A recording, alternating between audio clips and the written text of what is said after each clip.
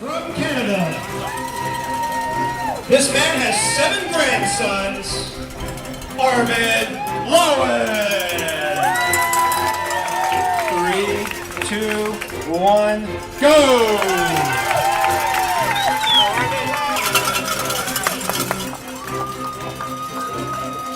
Race across America. It starts in Oceanside, California, and finishes in Annapolis, Maryland. It's a single-stage bike race. I have to do it in less than 12 days to become an official finisher. In its 32-year history, less than 300 people, different people, have finished RAAM successfully. It's an incredible experience. RAAM is like one really, really, really long day because it becomes your focus and you're determined to keep your rider on the bike. You know, when you're on a bike for 24 hours, 48 hours, and you do this stuff, it actually becomes a very self-serving and selfish endeavor. And it didn't sit well with me, and I simply said, if I'm going to put that kind of effort into something, it's got to be for something else than my personal satisfaction. So that's what led me to the point where I said, I got to try and do something with it.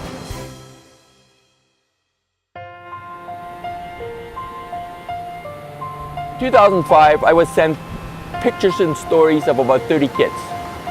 I chose, for no apparent reason, one kid, little girl named Charity. It was just a baby, a toddler at that time, maybe a year and a half, 2 years old. Charity's story is very simply, she was born to a teenage mom.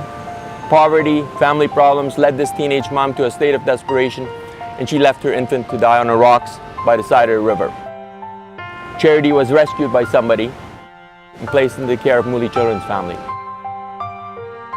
In 2006, we went to one of their evening programs, the devotional program singing that they do. I love kids.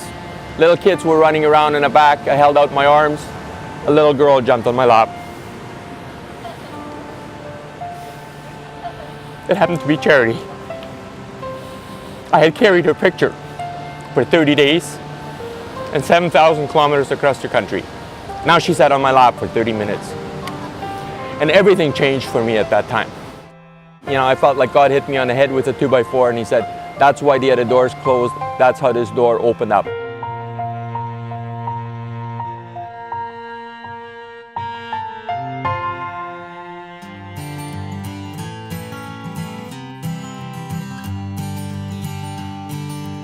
The feeling that you have, like I told them at the beginning, if we get to Annapolis, if we do this successful, it'll be a whole team accomplishment. He couldn't get here on his own, and it takes all of us to make this happen, and that's a really, really neat feeling.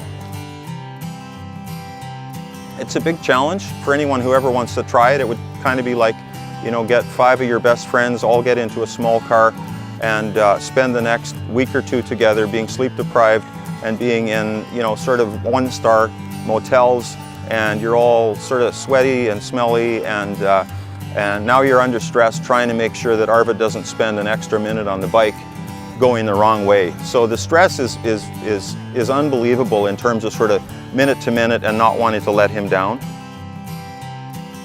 Our goal, or my goal, and I guess it goes for every member in the team, is to be the best we can, to do whatever we can to make Arvid win. You know, no matter how long my bike event is, it always divides it for me into 3/3. There's the first part of it when you're getting into it, you're optimistic, you say you can do this thing. But then there's that middle third. And it's the middle third, no matter how long your event is, can be absolutely devastating mentally because you're into it too far to quit, but you cannot even conceive making it to the end. This is a tough race, but it's also a dangerous race. As safe as they try and keep things for the riders, there's always something going on, and you have to be extremely careful, and you're sleep deprived. You got ups and downs in the race. You have some good days, you have some days that didn't go that well. We had one night in particular was pretty tough, where I had a hard time really waking him up. He just was so exhausted, it was a hard time to wake him up. At the end, it looks like it's going to be down to the wire. It's going to be nip and tuck to make it in the allotted time. It was hot, and then it just became insanely hot. And I was talking with one of the race officials here who said it was about 10 degrees Fahrenheit over the normal for this time of year. So it was for Canadians, it was in the high 40s. When my stomach went south on me in day 2 in the Mojave Desert and with the unbearable heat, I didn't see how I was going to recover. But I made a commitment. I made a decision that you don't quit in life when it's at its worst. You delay the decision, you delay the final decision when you are in a much better frame of mind.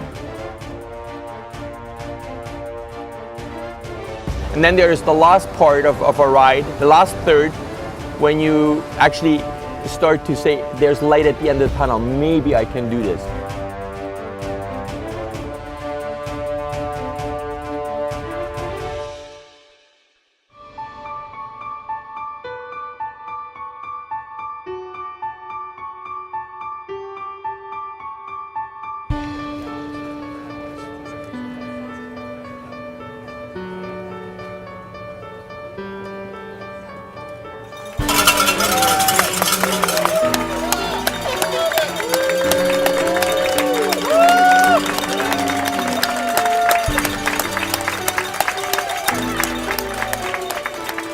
So happy for him because he's worked very, very hard, and he deserves it, and the kids at Mooley Children's Family deserve it too because they've been real prayer warriors for him. So, you know, a big shout out to them because they are his inspiration.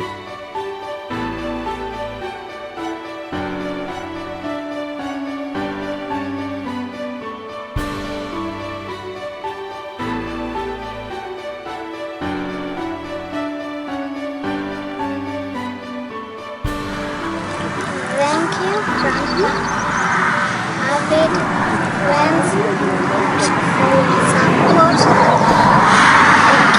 Thank you. Thank you.